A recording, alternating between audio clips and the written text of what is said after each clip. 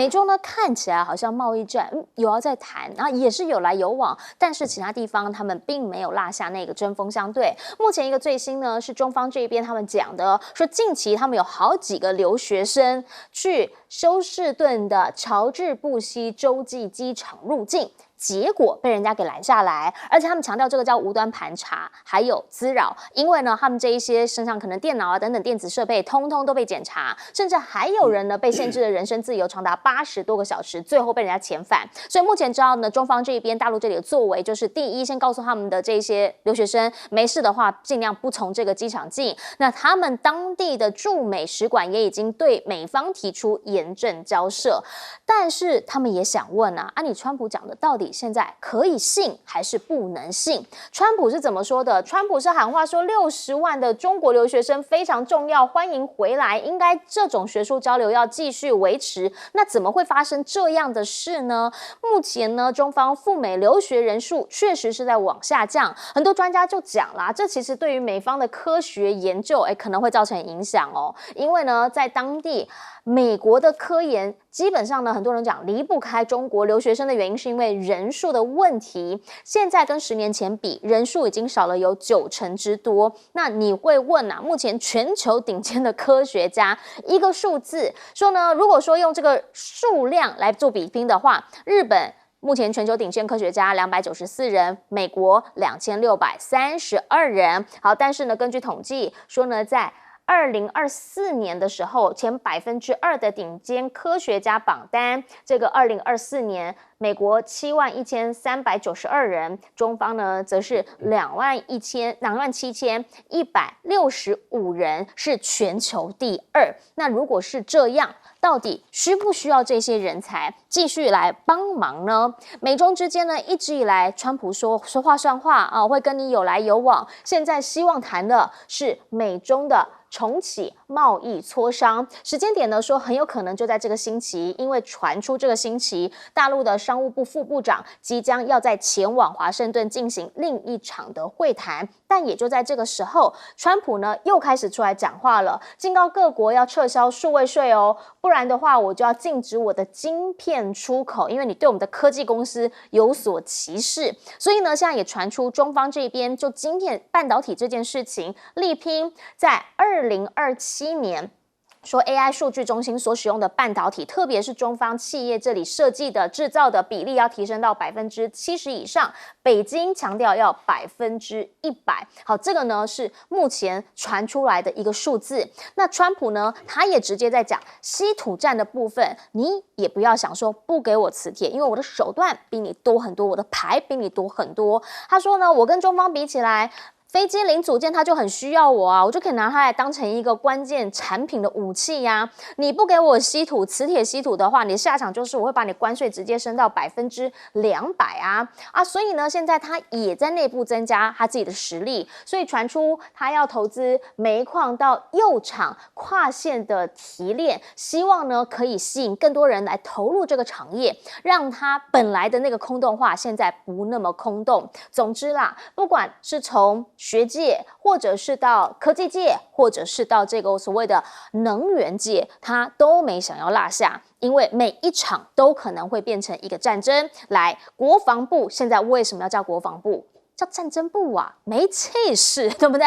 这个是川普所讲的。他说呢，其实本来美国的国防部是叫战争部的啊。当年呢，他们打赢了2场世界战争。那后来呢，是讲说，哎呀，其实呢，要改成国防部啊，比较好听啊什么的。啊，我们为什么要防御？我们本来就不需要防御啊，我们就是要改名为战争部，符合这个部的本质，符合气势。现在呢，川普在内部也要成立一个专门部队，原因是因为呢，他发现了程序犯罪很严重，所以就指示了国防部长 Hexas 说，国民兵搞一个专门部队，负责华府的公共安全。不是只有华府哦，芝加哥也要来了。来，伊利诺州州长就开始在讲了，如果你真的派兵到芝加哥的话，你根本就是一直在找蓝色城市的问题嘛，因为这些都是长期支持民主党的地方。那是不是只要支持民主党的，你都说人家的城市治安有问题，然后你就要派那个国民兵，要派那个专门部队进去呢？可他强调自己不是独裁者啊，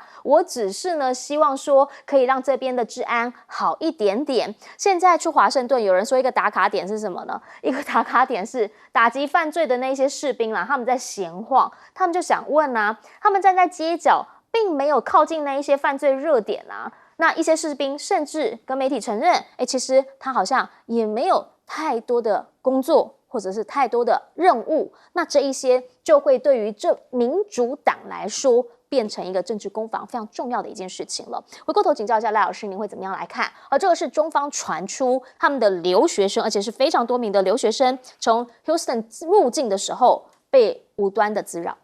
这些留学生都拿到美国的签证了，他是可以进入美国的境内，然后在机场的时候受到了盘查，受到了干扰、不友善的一个对待，甚至对于人权、人身的安全都有一些伤害。所以中国大陆的外交部已经正式的向美国照会了，而且表达强烈的抗议这个都已经在进行了。但是我们也看到，由于美国的这个海关他们对于尤其移民局的官员对于中国的留学生的这种不友善，事实上已经对美国已经出现一些很明显的影响了，而且这个影响是负面的影响，也就是大量的留学生都不到美国去了，美国的大学出现了断崖式的一个落差，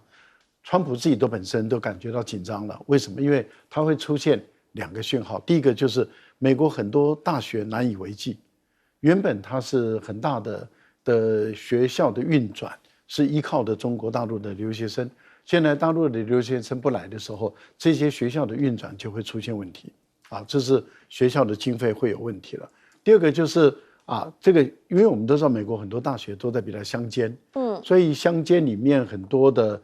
工作其实是满足学生，而当这些中国大陆的留学生大量减少了以后，对于这一些地区他们的就业也会出现问题，他们的经济发展也会出现问题，这是川普所发现已经出问题了。还有一个更严重的，就是您所谈到的有关于他们的高等教育中很多老师去做研究，他的研究生其实就是大陆来的，尤其是在理工这个部分，中国大陆有特殊的表现，非常的优异。那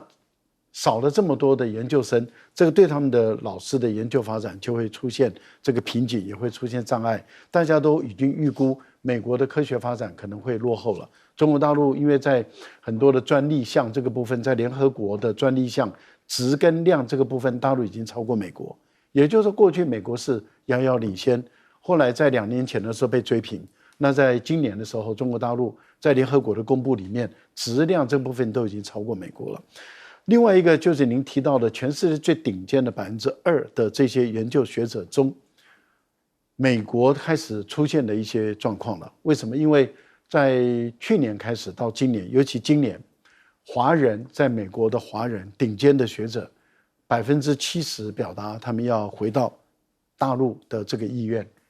，70%所以相当有可能您所看到的这个美国本来是排名第一，7万多人嘛。那很有可能会快速的下降，因为这些学者已经陆陆续续都回到中国大陆去了，而且这个速度在加快。目前来讲，调查中70%都要离开，那就已经会有上万人都会往下降。那也就是说，当美国往下降，中国大陆市场就往上升了，因为大陆自己本身培养的这些顶级的研究学者的数量其实是越来越大，因为大陆的大学在全世界的100大中，它占比的数量是越来越大。在全世界10大里面，我们都看到它都挤进2、3所大学了。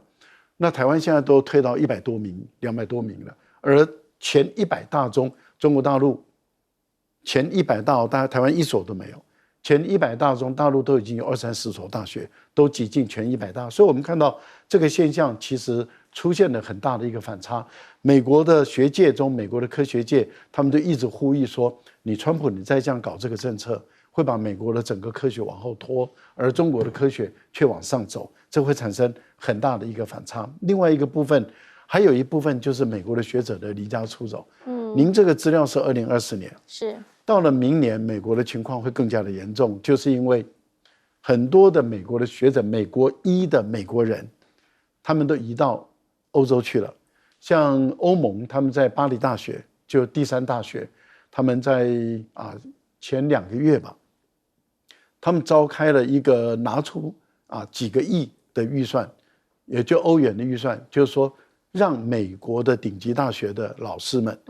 他们移到欧洲去教书。目前已经有不少的人都已经离开了，他们都到欧洲去教书，然后也给他们一种快速的一个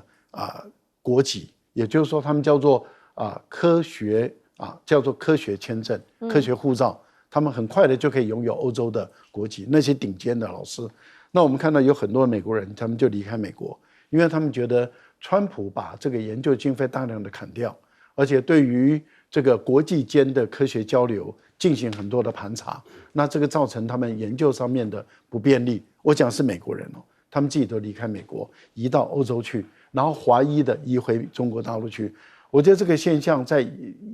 移动中的过程里面，对美国的伤害到明年看出来会更大。也就是说，明年统计2025年，它的现象就会出现很大的落差了另外，李成钢在这个时候到美国去，我觉得这个时机点挑得非常准。为什么？美国的大豆农开始出问题了，他们到现在接不到中国大陆的任何一个订单。那也就是说，没有一艘船是从美国大豆船开往中国大陆的。这个对于9月份开始在采收的美国大豆农来说的话，他们很多人会陷入破产，而且会有更多的人明年他们无能力去播种，因为他们除非跟银行贷款。那李成钢去的话，刚好可以谈到这个问题，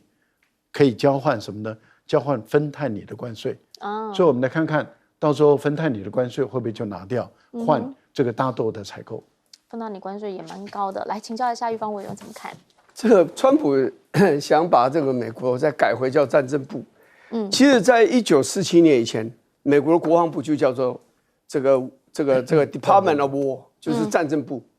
那你知道，全世界目前为止几乎所有的国家，你不是叫 Ministry，就是叫 Department，后面不是用 Defense，就是 National Defense。对，所以都是用防卫部、国防部这样的一个名词啦。那为什么呢？因为大家都希望和平嘛。那你的这个管理军事的这个部门最好叫防卫部、国防部，表示你在防卫，是在防守，不是攻击嘛。可是你用战争这个字就变得比较 aggressive， 就比较有侵略性嘛。这个也反映了这个一个世界如果一个国家变得独强、太强的时候，目中无人而且那个领导者又像川普这种个性的话，其他国家就会受害。你知道基辛格讲的话，1968年我越来越觉得有意思。他说当美国的朋友可能很危险，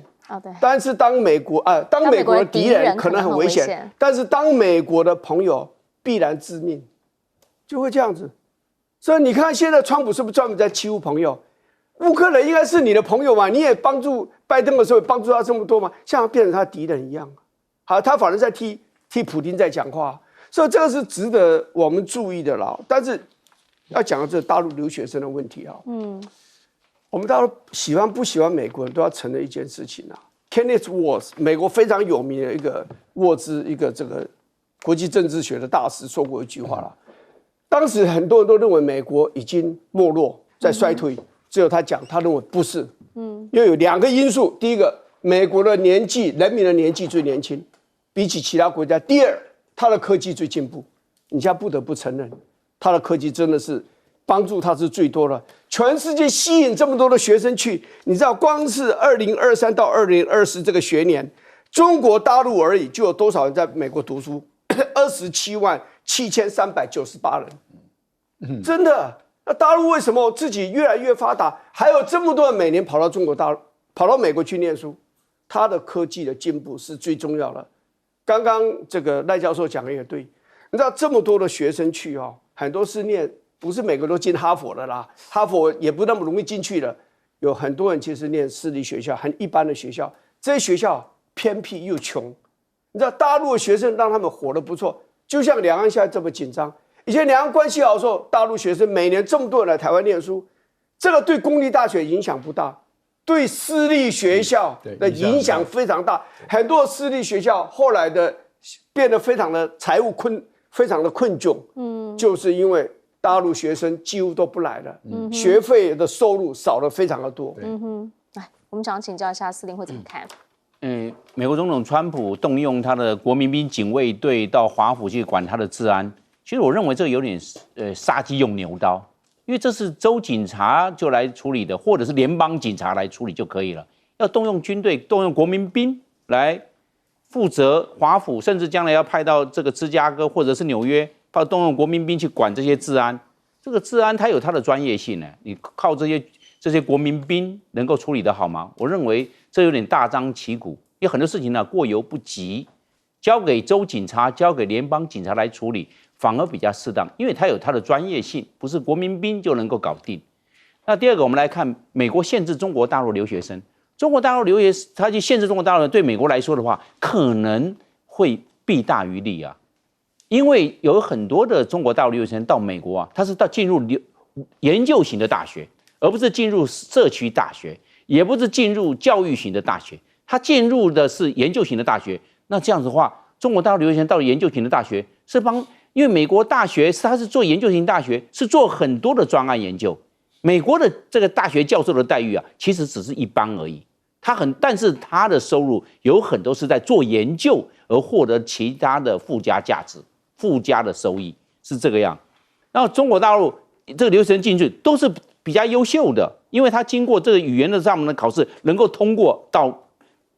不是他母语的地方去来读书，去来做研究生或者当博士生，那他这样对美国的教育上是有贡献的。而且我们可以看出来，这几年中国大陆他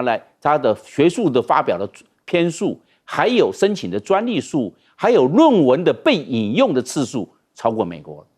所以美国在这个教育这一方面呢，可能还真的需要中国大陆的留学生呢来帮他做实验，来帮他推专案，让美国获利比较多。其实两个是都有获利，但是美国的获利往往是多于中国大陆哦，所以美国在这方面的话，反而是获利者哦，并不是说到美国在这方面会有所损失。好，其实呢，美中之间看完之后，你就要来看看，刚刚讲了，当美国的朋友会是一个怎么样的境界？来，朋友来了，有朋自远方来，这是韩国总统李在明首访白宫。哎呀，看起来氛围是不错的啊，应该蛮好的吧？本来要谈2个小时，后来谈了140分钟，比预期还要来得长。聚焦什么？聚焦驻韩美军，还有贸易、造船合作等等。关税呢，这一次大家说一定会谈。哎，可是讲着讲着，怎么会从这边来讲？因为川普传出要求南韩割让土地，这是什么一件事情？他的讲法是这样，他说啊，我的美军不在你那边吗？啊，你那边不是有我们的军营吗？啊，那个地方的土地所有权是不是转让给美国？我们花费巨额建造一个要塞，你也要做出一点点贡献哇！如果是这样讲的话，大家想问的是，不是啊？根据美韩之间的驻韩美军协定，是免费已经提供给你当基地了，然后还要分担维持你的大量驻军，你现在连我土地的所有权都要，这会不会引起南韩内部、韩国内部民众的抗议呢？来，川普现在甚至还暗示他，你来也没用啦，那个15%的关税不会变啦。哎，可是我今年想要见一下金正恩，这个时候说要见金正恩，你说李在明要怎么回应？李在明的讲法是这样说：哎呀，没有啦，那我建议你哈，我觉得你可以去朝鲜半岛带来和平，你可以去跟金正恩见面啦，在北韩盖一个川普大楼，让我可以在那边打高尔夫球。大家就觉得哦。所以现在开始在讲这一些就是场面话了吗？哦，毕竟呢，在两人交汇之前啊，两人相会之前，川普突然说韩国发生大清洗或革命，不能跟他做生意。他的原文在 Truth， 就是他的那个 social media 里面讲的是韩国发生了什么？似乎发生了一场大清洗或革命，我们不能在这种情况下跟他们做生意。大家就要问了，你要见人家的领袖，突然说人家发生大清洗革命，这是什么意思呢？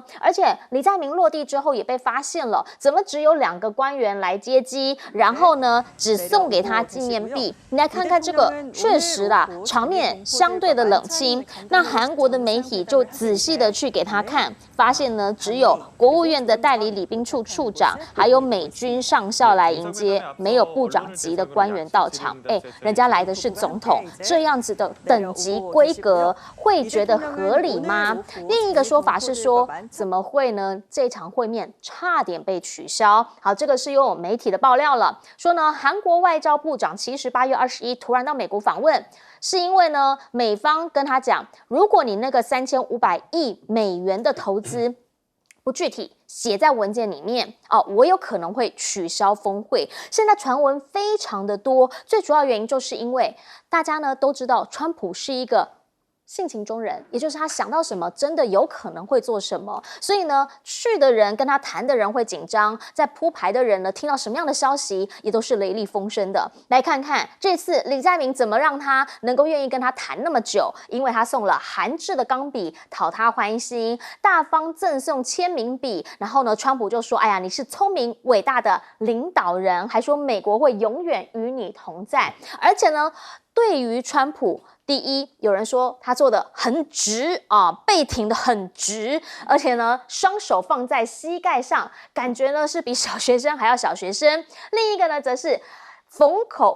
开口必称赞川普，狠狠的称赞他，所以川普心花怒放，愿意跟他讲很久。再还有一个最重要的一个，讲他喜欢听的。来，现在大家都知道，美国需要韩国的造船厂，需要韩国的这个相关的输油管以及投资等等的大礼，这一次通通都挺上了，还说呢会力挺美朝会谈，甚至呢南韩航空史上最大笔采购逾100架的波音飞机，以及韩的企业承诺在美国要投资1500亿美元。好，这个呢是加码的投资。但是李在明呢，他先前讲什么？说韩国不能再走安美金中路线，也就是安全靠美国，经济靠中国。那是表示经济上面也要跟美国更加紧密吗？与此同时，川普讲到了年底或者是明年要出访中国的时候，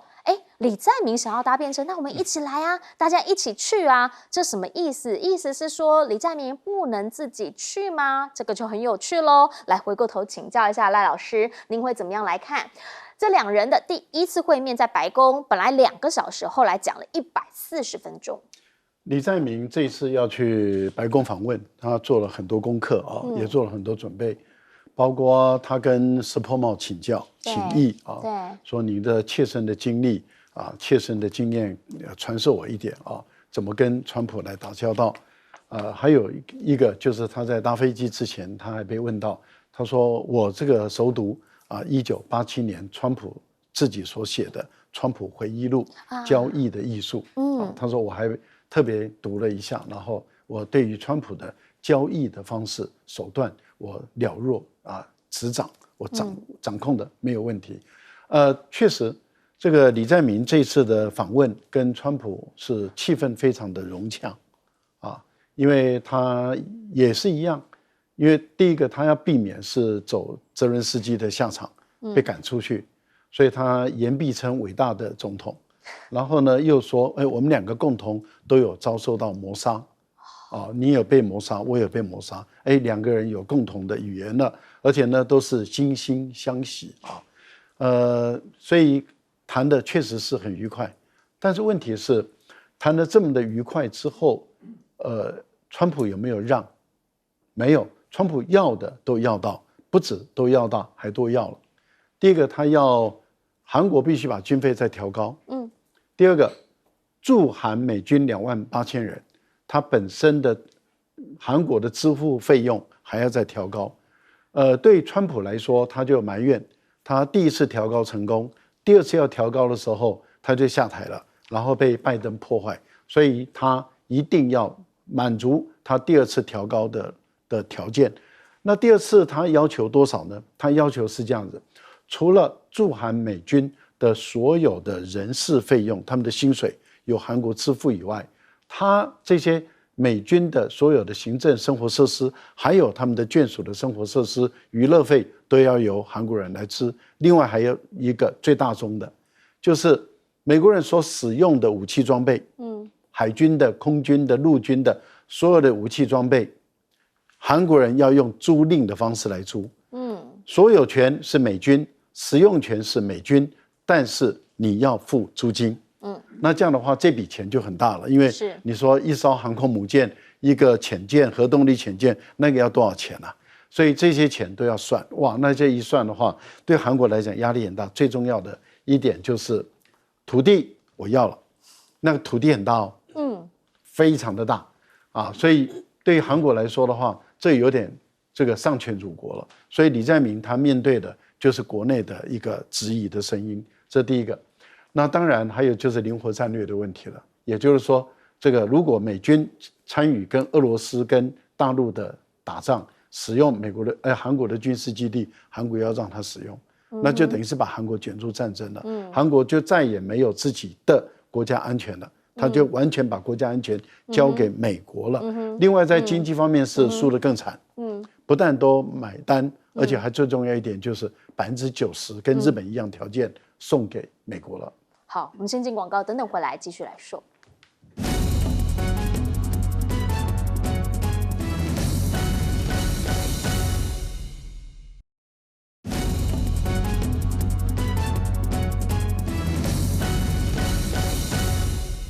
好，我们刚刚讲到哈，其实到目前为止，美韩之间的这个对话，有的人觉得说，其实谈的好像还好，但韩国当地当然有些媒体不这么认为。请教一下玉峰委员会怎么样评判？我们常讲说，一个大国对小国有时候叫巧取豪夺。哇，这个就是豪夺，这不是巧取，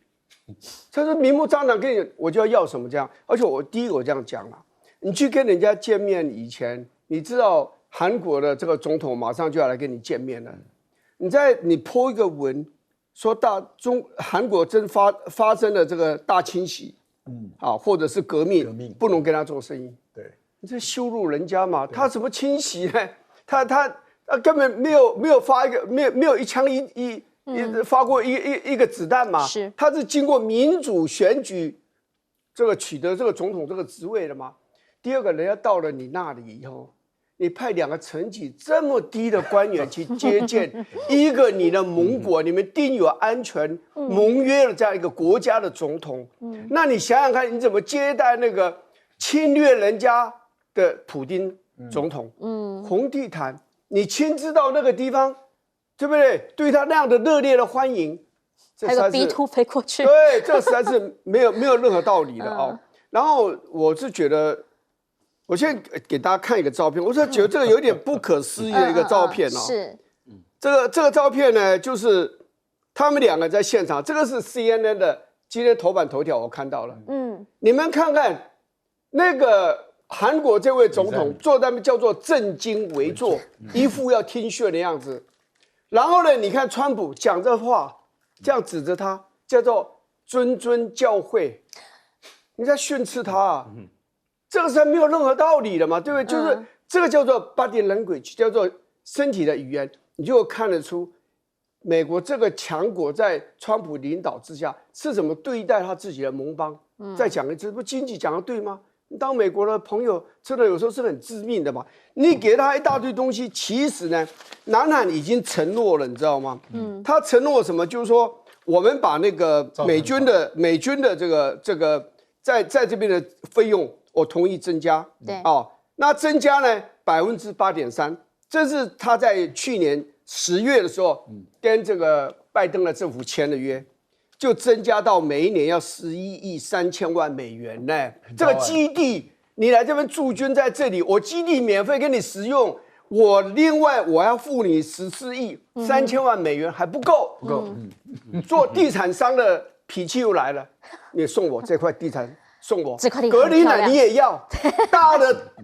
岛你也要，小的基地你也要，你什么都要，连加沙走廊都想把它变成度假胜地。我认为这个是人是不改其本性啊。我是觉得南韩多少真抢到什么？你看南韩今天美国对他待遇，你相信我们民进党政府可以在关税谈判得到更多吗？不要更少就不错了。好，我们先进一下广告，等等回来，请副司令帮我们总结。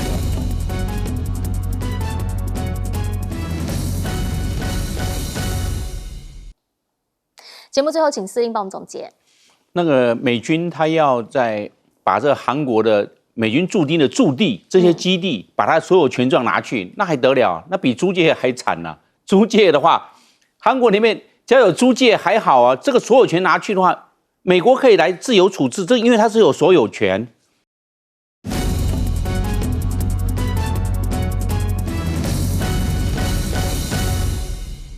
大家晚安，我是陈燕莹，欢迎来到新闻大白话。接下来这一小时国内外大小事，要用您听得懂的话说给您听。现在介绍这一小时来宾，首先要介绍的是国际政治专家赖岳谦老师，主持人好，观众朋友大家好，还有国际战略学者林玉芳，主持人好，大家好，还有前空军副司令张延廷。主持人好，大家好。好，要首先带你来看到的是这一场会面呢，现在有非常多的细节被拿出来讨论了。这是我们的总统赖清德，还有前总统蔡英文，他们三人跟这个副总统萧美琴三人的会面，昨天在讨论桌子倒影等等这些事情，结果今天呢发现了，不是只有这件事大家在讨论，大家讨论到什么很细，我也没想到，在讨论到这一台冷气啦，这边有台冷气，你有没有看到？这边有台冷气，对不对？讨论说这台冷气到底开几度？网友呢是直接把这个截图放到这个 Google 的人工智慧这边来问，结果呢他们是怎么回应的 ？Gemini 他讲的话是25度是真的是假的不知道 AI 供好，可是问题是呢，很多人发现他们怎么都穿长袖，只有萧美琴一个人穿短袖不太对吧？如果穿长袖这样子的话，冷气是开很强吗？网络上面大家都记得以前我们的这个前经济部长王美花不是还说了，餐厅不能开低于26度，不然要罚钱吗？这一些内容为什么这次会有这么多的讨论当然也因为所谓的核3演绎公投才刚过没多久嘛，那个时候的一支莱尔校长的广告，让大家看到了国民党广告的一个新生化年轻化。结果现在真的没想到，朱立伦出来讲这个话，说：“哎呀，民进党的广告文宣执政太久了啦，捞啦，就像以前的国民党一样。”他讲这话的时候，大家讲说：“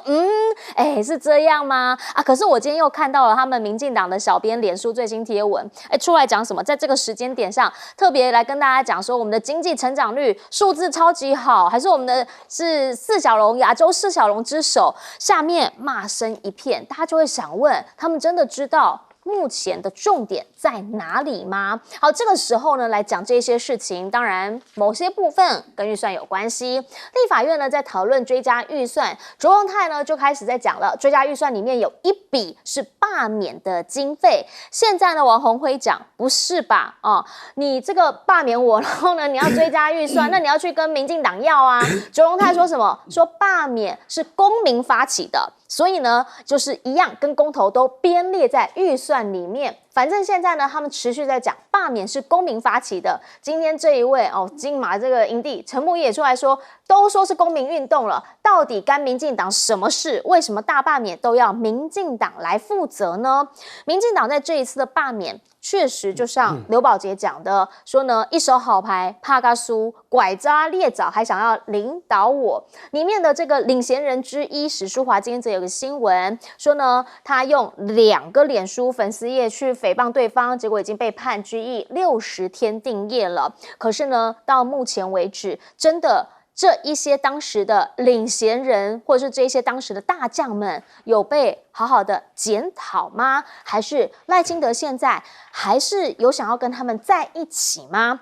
其实呢，民间大家是有感受的，在过往这大半年，我们经历了很多，线下有很多的要事要做，最重要的就是美国关税。结果昨天在立法院里面的这一段答询，再次强调，这不是国民党或民众党的委员是民进党自己的林岱樺委员，听听他怎么问。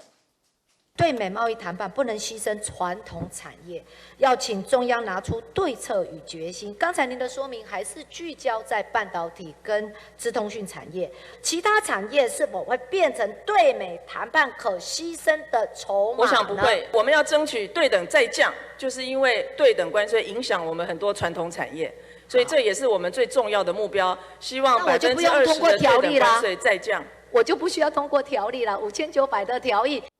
好，想问的就是到底有哪一些产业会受到影响？郑丽君的讲法是说不会有传统产业受到影响，当然不会。那不会有产业被牺牲，那也很直接啊，对啊。那如果没有人被牺牲，为什么我们还要通过5900亿特别条例来去辅助这些产业呢？今天郑丽君的讲法，卓奎帮他解释说，郑丽君是说强力支持啦，哎呀。林岱樺委员没听清楚，是说强力支持产业，政府不会牺牲任何一个产业。其实现在为什么大家对于这一些内容会这么样的细节要再细节？因为你知道吗？车业现在真的是很惨。来，郑丽君呢，她已经证实了。美规进口车零关税是在谈判范围里面了，所以呢，车业整个炸起来之后，发现立法院现在呢又在讲要再补助补助呢方案过了之后，他们昨天讲了。3万台进口车已经挤爆在台北港，还没有办法进来。你现在又要再搞一个补助，大家就会在观望、在等嘛。所以呢，他们车商说，那我就直接休到10月底算了，就等你真的确定了，然后知道要怎么做了，我在期待那个时候顾客会不愿意报复性的来买车。我现在真的完全不用做，说8月已经比最冷的2月成交量。都还要来得更低。目前美规车的扣关，我们也是一直到现在问才问出来了。产业现在担心的是，我们开门之后的效应呢，不是只有车而已。我们这边只举了车这个例子，还是呢被问出来知道的这一些的内容，因为就是你看到台北港塞爆嘛，那。其他产业呢？我们要怎么样才能够了解这当中的细节，能够让这一些的业者多做些准备？首先要请教的是玉芳委员，您怎么样来看？好，这张照片现在太多的细节了。网友发现，这个冷气，有人问 AI 说好像是25度。这个，这当然就是跟政府以前所宣传的要26度嘛那你像25度，你就在那边开冷气，这个有关。但是我觉得这个其实是一个比较小的一个问题，比较大的问题就是说2个人好不容易见面，那怎么去谈？怎么会聚焦谈一些冷气的事情或其他什么样的事情呢？没有，他们没有谈冷气啊，网友啦，网友在那边不是我说我们对他的关怀啦，应该关怀的就是说他们究竟。谈了一些什么样的东西？内容闭门会议。那因为蔡英文好歹做了8年的这个总统嘛，所以他大概觉得可以给赖清德一些的建议。那你告诉我哪些建议？而且我这样讲可能不太礼貌，我要说的就是说，今天赖清德其实面对很多问题，是从蔡英文那个时候就开始了。求你光电的问题不是这样吗？台电的问题不是这样子吗？对不对？所以这个核三这个没有办法原意。你这个政策事实上是从蔡英文的时候就已经定下来了嘛？蔡英文任内就是决定核三就不要再原意了2025非核家园，对不对？是啊，所以我的感觉就是说，他们有很多东西要谈。其实我是比较觉得，他们应该适度的让外界了解他们究竟谈了什么。蔡英文有什么高明之处可以来告诉赖清德的？好，所以我不是说我替赖清德讲话，我的确认为现在的很多的问题，很多的乱象。那个起点是从蔡英文那个时候开始到现在的，所以你今天要跟赖清德这个有所这个建议的话，其实你也应该为很多的问题先做个道歉，譬如说能源的问题就是个大的问题嘛，至于讲到这个大罢免的问题了我认为这个值得所有的政党有所学习了因为这个是一个古今中外都没有的一个特例，你一次要把蓝军的区域的立委几乎是要一网打尽，有些只是因为联署没有通过而已嘛，没有过门槛而已嘛。31位，你想要一网打尽呢？你举个例子，全世界有没有这样的事情？真的没有。全世界有没有说一个执政的政党？你要知道，我们有一句话叫做“当家不闹事，闹事不当家”。你现在要当家人，而且我们面对了这么多的国内外的问题，核三原因就是一个大问题，你更不用讲美国的关税的问题，那你这个时候应该集中全力要求在野党合作，在野党这个全力的支持，大家团结起来，建立一个共识，然后来解决这些问题。结果你你把在野党当作敌人，今天你把它推给公民团体，我是认为是不负责任的。就比方说执政党到现在为止还没有反省的能力，还没有反省的那个诚心诚意啦。那些民团他们有多大能耐啊？搞这种东西要花很多的钱呢。那个动员不是很简单的事啊，选过几人都晓得哎。你要全台湾到处去搞这种东西，动员要花相当大的资源、相当大的力量，而且那我请问你一下，那你们前一任的民进党的秘书长他为什么要下台？他自己当时就跳出来全力支持嘛，对不对？而且柯建铭也讲了多少次啊，主席已经下令动员了，好，已经全力配合了，好，对不对？所以其实你今天把它推给公民团体，我认为就是代表你没有诚心诚意的去检讨这个错误的这个所谓的公民运动，所以这个是一个真的，我真的觉得说，真的当家真的不闹事啊。我们现在像关注的问题，这是个非常大的问题。你说汽车业，我觉得你们这么用了一个很好，叫汽车产业。大家不要以为汽车只是外国汽车进口，然后我们的价钱被压得很低，然后我们自己本国的车子卖不出去，这个没有市场，不是这样啊，这是个产业，从零件、零附件的生产，到整个的组装，到整个的出售，这是一系列产业，这个冲击是非常大的，包括钢铁业都会受到很大的冲击，所以政府真的现在应该全心全力，这个罢免式也过了，我们就丢到一边去了，翻页了嘛，真的每一个产业好好听他们的心声，你到目前为止，政府有没有把各个相关的产业召集起来，然后呢听他们做建议？然后立法院也配合开一些公听会，然后讨论看要怎么解决。我至少我没看到，我可能看的资料不够多，可是我们每天都在看媒体的资料，那为什么我感觉不出来呢？你替他们这些产业做了些什么？你不如讲说没有问题，我们一个都不会牺牲，我们也不愿意牺牲，我们一定来全力相帮，不是你想帮就帮得了的啦。所以你要及早的告诉产业，你们可能面临的问题究竟有多大，哪些才是真实的大问题，然后我要帮你帮到什么样的程度，那剩下你也要自己想办法要解决，要务实的面对了。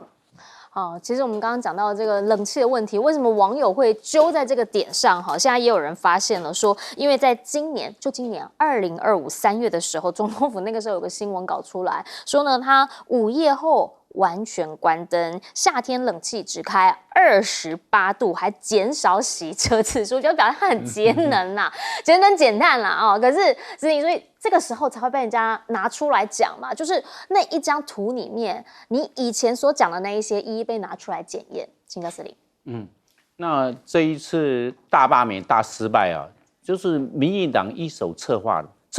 这个选出来的立法委员就是给他4年任期啊。这个大罢免呢，我认为就是一个反民主政变。民进党在搞反民主政变，所有国民党的区域的选出来的立法委员都给他罢免，结果32-0，就变成大罢免大失败。结果民进党还甩锅，甩给民团。在去年他们2月1号上任的第一天，民进党就在规划罢免的事情了。这去年2月1号，然后今年的2月1号，马上时间一到就送出来了。他说当初在走的时候，这个是意向书，这个联署第一阶段联署的意向书，其实就是签第一阶段联署嘛。民进党一直在骗人，就非常的这一个反民主的政变，民进党失败了，又甩锅给民团，说是民团搞的，民团在政变，这个不对的，这不负责任嘛。所以民进党最大的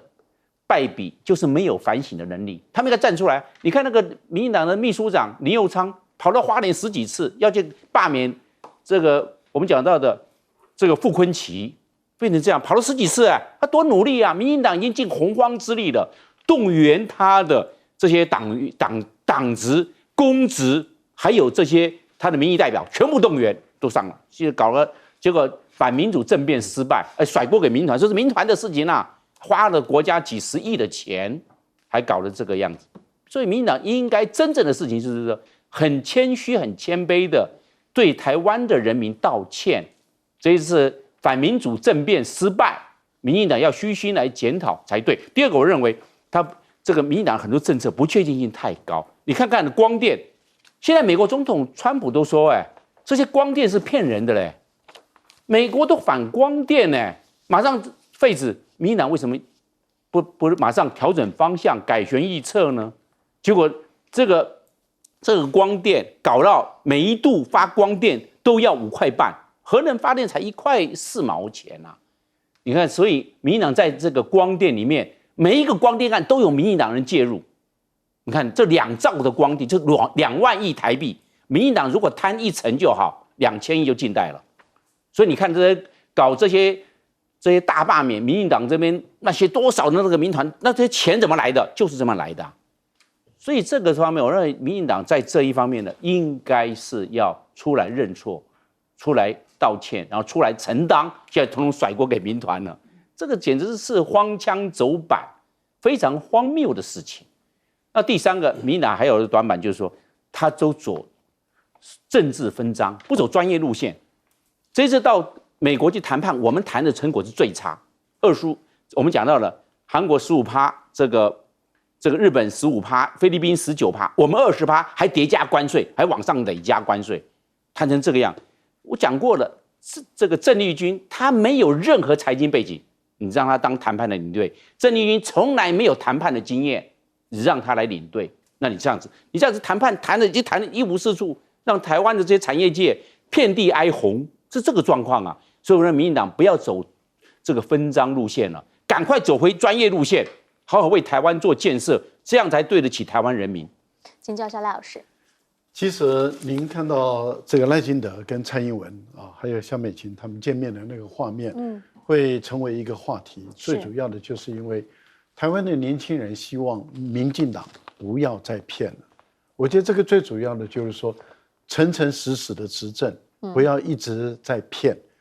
我觉得这个最主要是症结在这里，也就是说，他在告诉大家说，夏天他都开28度，然后政府都说这个餐厅、百货公司、捷运站都要26度到28度，不能够低于26度。所以我们事实上，所有在台北的居民，他都有一个感受，就是这段时间特别热嘛。可是当他进那个捷运站的时候，他并没有感觉到比较凉快，因为温度也都是蛮高的。为什么？即使它开26度，由于它是对外空的，对，那个整个热流还是会进去，温度都蛮高，大家都觉得都是汗。那既然都是如此的话，那你赖清德又说他是开28度，但是结果当他自己放出来的画面 ，AI 的检视是说25度的可能性是最高，应该是25度。这个时候当然就炸锅了嘛，大家就会觉得说你又在骗了。你又说一套做一套，你又不能以身作则，你要求我们都要忍受热，而你自己本身却可以吹到凉到你还要穿长袖，那这个当然年轻人就受不了了，就不满。我觉得这个最主要是不是在计较1度2度的问题，而是在于计较你在欺骗我们，你又在演戏，就好像你永远莫名其妙的，你就会碰到这个病人，你就在高铁就可以救人。然后你在台风的时候就可以碰到小学生就是说大家都会觉得你一直在演够了，不要再演了。我觉得这个最主要是症结是在这里。好，其实呢，我们在讲到国际间，大家现在在看的是什么？大家现在在看的是呢，台湾内部问题调好之后，你要看看国际目前美中之间的状态。